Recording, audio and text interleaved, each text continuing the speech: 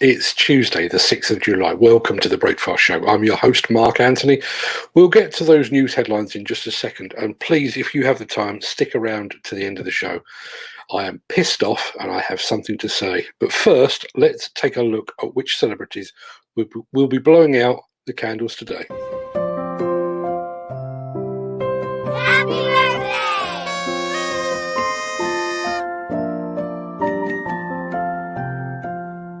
It's a happy heavenly birthday to rock and roll pioneer Bill Haley, he of the Comets. Also, happy birthday to the star of the most famous shower scene in movie history, Janet Leigh. To the incumbent Dalai Lama, to former US President George W. Bush, and to rapper 50 Cent, and to movie writer, director, and actor Mr. Sylvester Stallone. Happy birthday to the one and all. Oh, and congratulations to Nick Drew of the Digger Man blog. His Instagram feed just picked up its 82,000th follower. Congratulations, Drewy. Great, keep up the great work.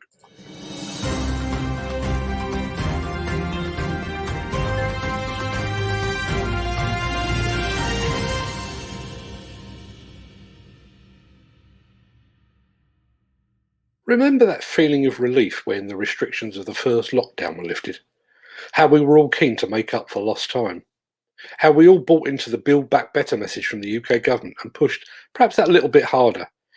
Even setting aside political allegiances, it's fair to say that all that hard work has paid off. The UK construction industry is once again flying high. But there has apparently been a downside to that sudden bout of hard work. According to specialist insurer HSB, the UK construction sector saw plant and equipment fires double in 2020. A review of insurance claims data highlighted a surge in plant fire claims in the second and third quarter of 2020, reflecting the impact pandemic-related project delays have had on the UK construction industry. The data shows that these operational fires were due to increased hydraulic hose failures and electrical faults, a sign that plant and equipment was being worked harder than usual. HSB's John Nichols says our claims data provides a clear indication that the pandemic has impacted on the number of plant fire claims we have seen. As construction sites remobilised after the first lockdown and contractors sought to steer projects back on schedule, plant was worked harder than usual, placing additional stress on working parts and electrical systems. With projects typically operating to tight deadlines, the repercussions of out-of-action equipment can be costly. Just so you know, I have actually reached out to HSB, to several hydraulic hose providers, and to a fire suppression company in the hope of looking at this subject in greater depth. I will keep you posted when those good folks get back to me at some point, hopefully in the very near future.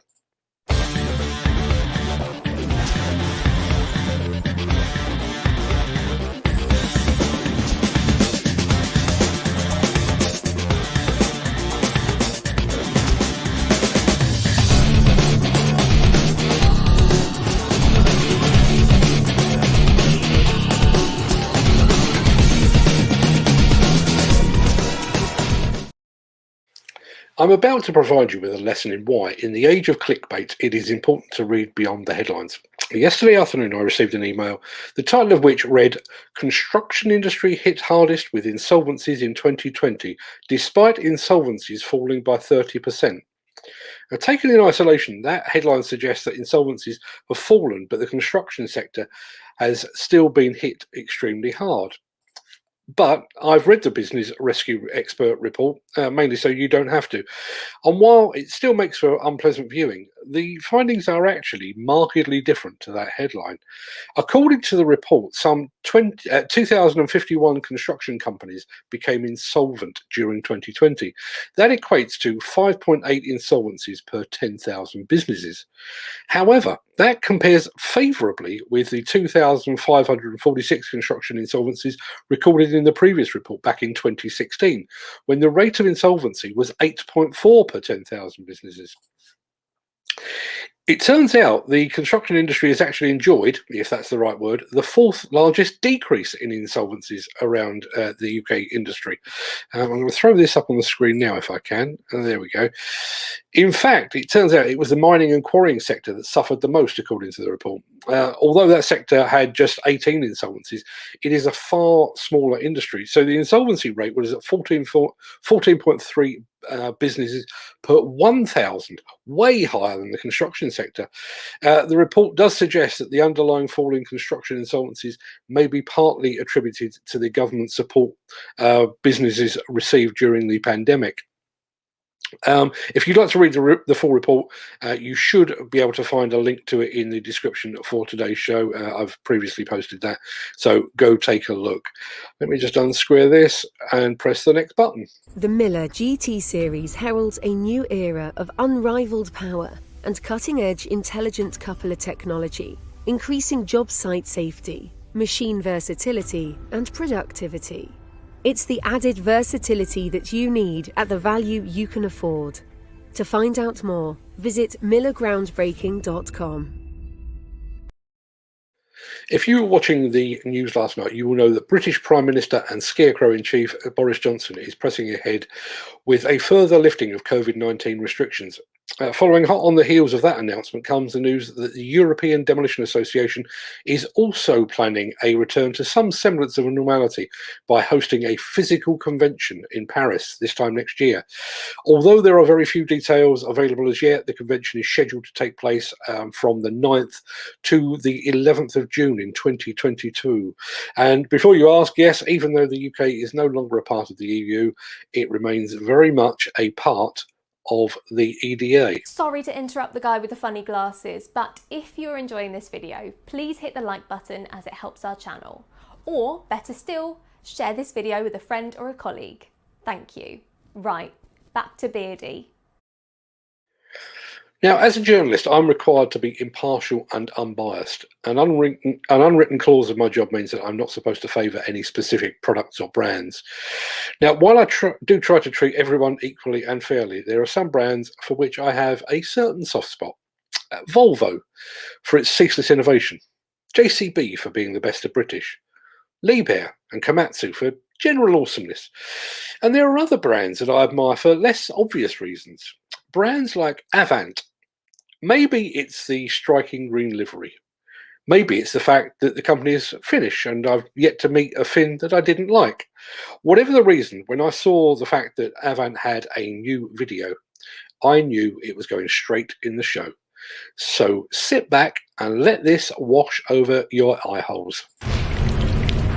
Some say they have feelings. Some say they bring out the best in you. They don't necessarily talk, but they do listen. Tirelessly, they follow you wherever you go, a helping hand at every turn. But for us, it's a machine, a precision-engineered piece of art, handcrafted to stand the test of time. Ready for challenges, ready to work, ready to become your most trusted partner. Avant, made in Finland, made to work. Made to work. I know the feeling. Just one final thing before I get to the rant, and I'm just girding my loins for that right now.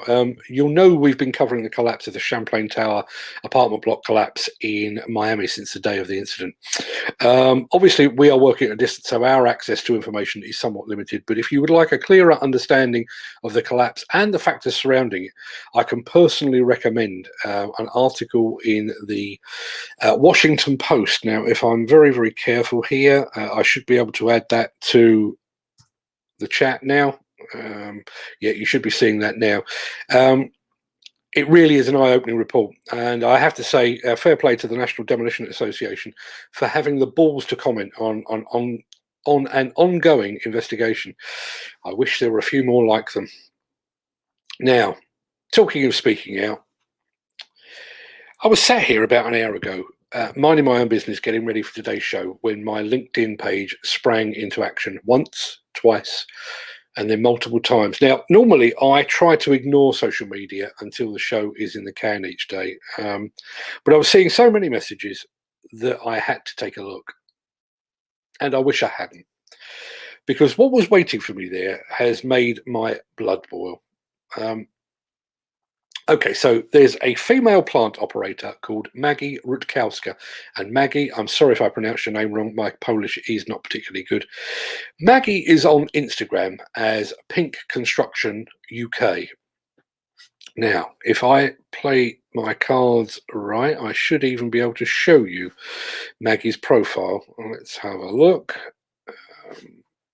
It's one of those, and there we are. You should be looking at that right about now. As you can see, Maggie posts mainly photos of trucks and excavators, together with the occasional photo of herself and her fellow workers.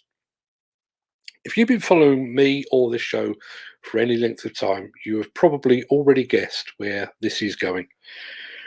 Maggie, like so many of her contemporaries, has been the subject of a torrent of abuse and sexist comments.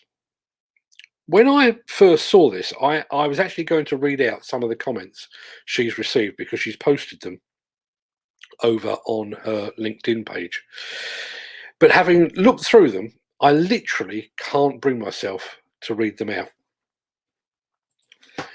It's like some of these men, and surprise, surprise, they're all men, have literally never met a woman before.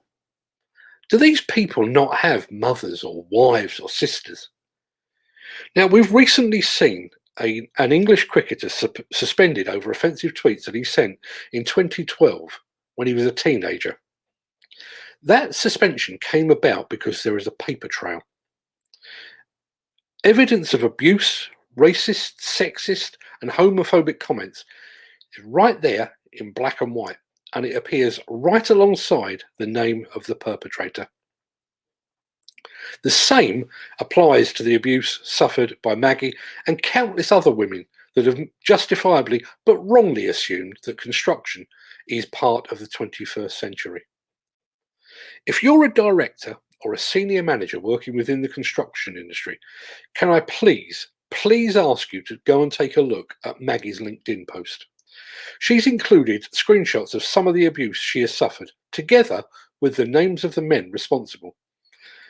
And if any of these needle-dick, women-hating misogynists work for you, I would strongly urge you to suspend them, or better still, fire them. They are undermining the reputation of your business, and they have no part in this industry of ours.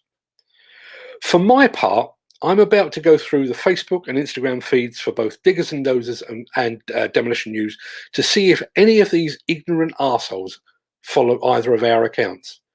And if they do, I'll be blocking them immediately. Maggie, if you're watching this, I can only apologise on behalf of the male of the species. No one goes to work to suffer abuse. No one uses social media so they can have hatred pumped directly into the palm of their hand.